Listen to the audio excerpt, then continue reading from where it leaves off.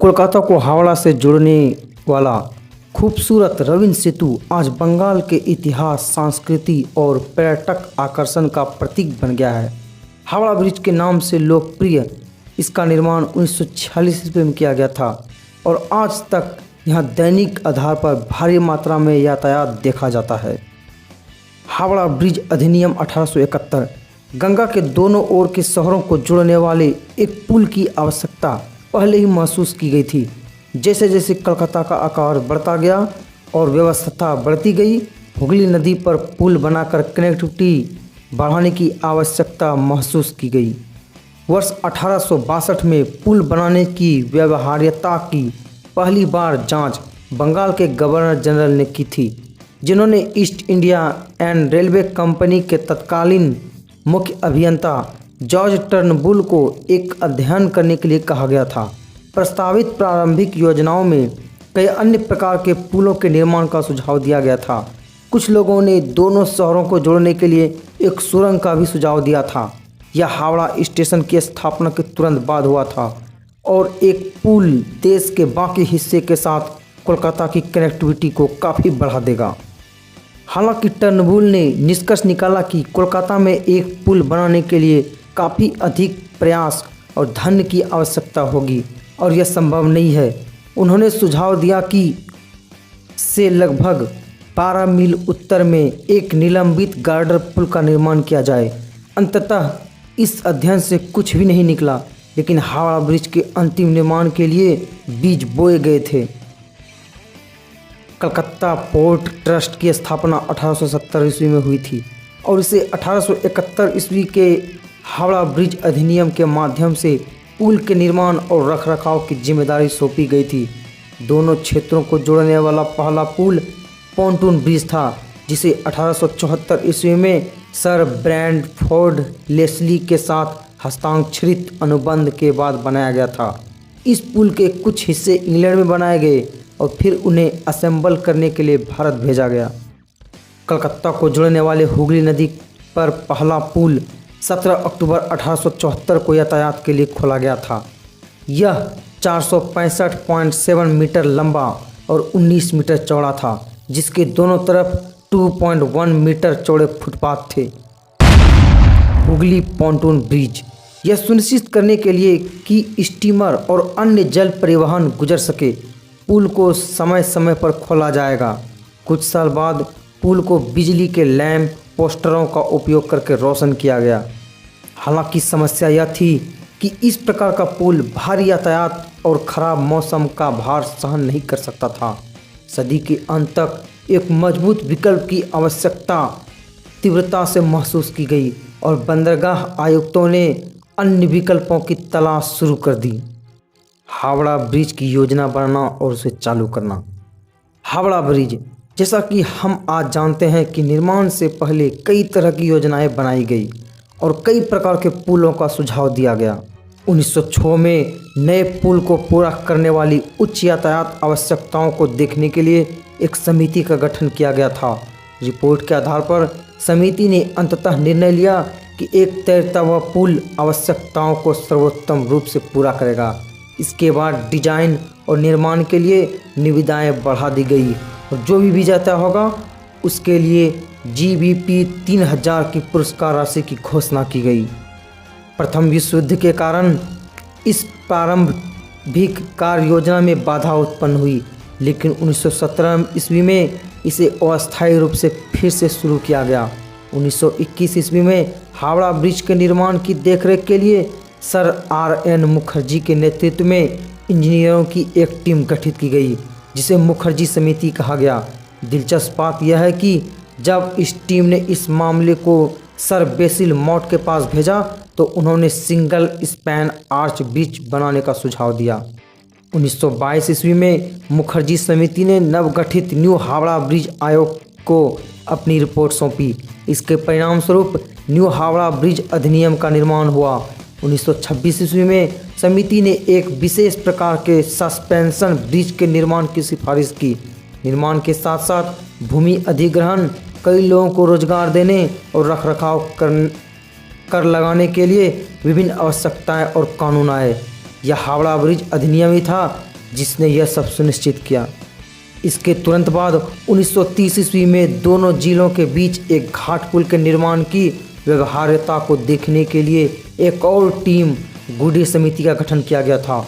उसकी सिफारिशों के आधार पर मेसर्स ने मुख्य ड्राफ्ट्समैन द्वारा एक विशेष प्रकार का सस्पेंशन ब्रिज डिजाइन किया गया था। रैंडेल पमा जल्द ही वैश्विक निविदाएं जारी की गई और अंततः the Braithwaite Burn and Joseph Construction Company Limited नामक एक स्थानीय संगठन को स्टील वर्क के लिए उप ठेकेदारों का दर्जा दिया गया।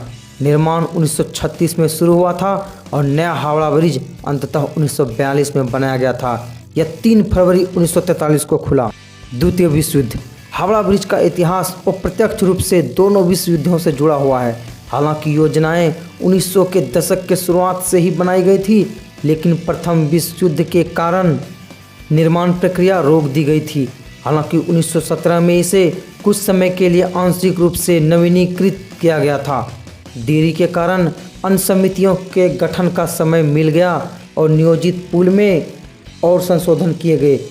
जैसा कि हमने पहले बताया, मुखर्जी समिति 1921 में अस्तित्व में आई और उसे इस मामले को देखने का काम सौंपा गया। यह उसके काम के आधार पर ही था कि न्यू हावड़ा ब्रिज अधिनियम पारित किया गया था। निर्माण सामग्री। लेकिन युद्ध के कारण होने वाली देरी अभी खत्म नहीं हुई थी। 1930 के दशक में गुडे समिति की सिफारिशों के आधार पर वैश्विक निविदाएं जारी की गई। कम से कम सबसे कम बोली एक जर्मन कंपनी से प्राप्त हुई थी, जिसे उस समय जर्मन और ग्रेट ब्रिटेन के बीच बढ़ती दुश्मनी के कारण अनुबंध नहीं दिया गया था। इसके बजाय एक स्थानीय कंपनी को ठेका दिया गया और इसके तुरंत बाद निर्माण शुरू हो गया। युद्ध ने पुल के निर्माण के लिए आवश्यक सामग्रियों को ही प्रभावित किया।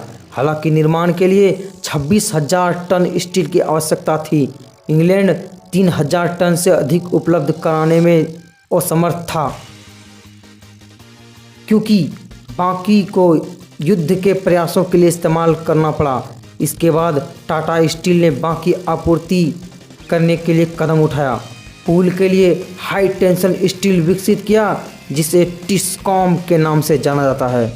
हालांकि उस समय जापान से खतरा मंडरा रहा था। निर्माण जल्द ही शुरू हो गया था। पुल को कोई औपचारिक उद्घाटन भी नहीं हुआ, क्योंकि सरकार को जापानियों के हमले का डर था। पुल का निर्माण के समय हावड़ा ब्रिज दुनिया का तीसरा सबसे बड़ा कैंटिलीवर ब्रिज था। पुल अधिक विशेष रूप से एक निलंबन प्रकार का संतुलित ब्रैकेट पुल है। एक और विशेषता जो इसे अलग करती है वह यह है, पुल पूरी तरह से रिवेटिंग द्वारा बनाया गया है और इसमें कोई नट या बोल्ट नहीं है। यह 26,500 टन स्टील से बना है, जिनमें से अधिकांश एक उच्च तान्यता मिश्र धातु है, जिसे टिस्कॉम्स के नाम से जाना जाता है, जिसे टाटा स्टील द्वारा बनाया गया और आपूर्ति किया गया था।